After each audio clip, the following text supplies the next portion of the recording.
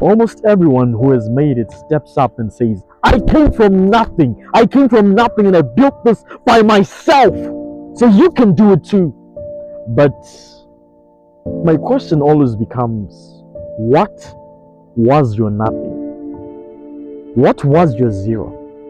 Because some of us don't even come from zero. We come from minus, and then we have to get to zero and then start progressing from there.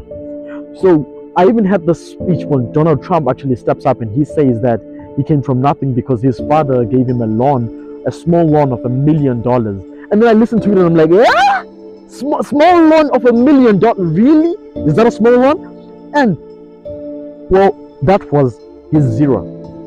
And you have someone who comes from poverty stricken. They build up from there. Let's speak of someone like Strive Masiwa. I had Madomas. That's what I had, right? So you look at someone like him and you're like, wow, he really did come from nothing. And then you think twice and you're like, no. Maybe this guy actually had parents growing up. So his nothing is very different from someone who's growing up in an orphanage. You get it? So these are all nothings, but they are different levels of nothing. And then there is someone who's actually a street kid who didn't even have the chance to be in the orphanage. And their zero is way different from this person. And then maybe your zero is you having nothing in the pocket.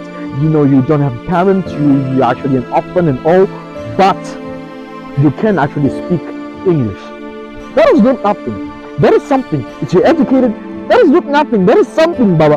That is something. If you can speak, that is actually something, because there are people who are mute, there are people who are deaf who can't speak and they can't hear. There are people who can't see. So if you can see, you can't really say that you're starting from nothing.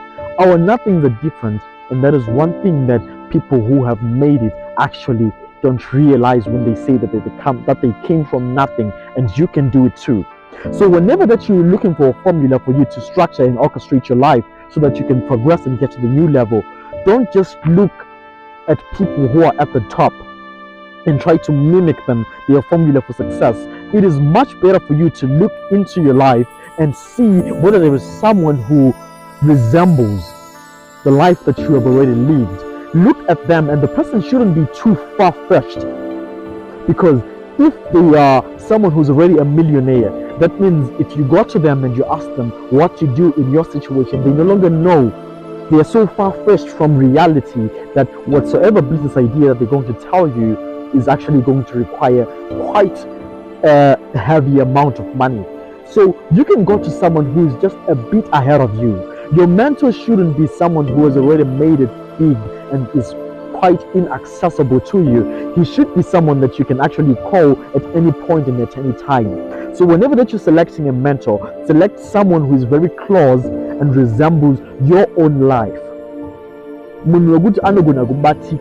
And they're still progressing, they're getting there, they're still climbing the ladder bit by bit, because if you look for someone who's already made it, you're not even going to have access to that person for you to even learn from them. So when you say that you are at zero, my question is, what is your zero? So do the best with what you have. Start where you are, use what you have, and do what you can.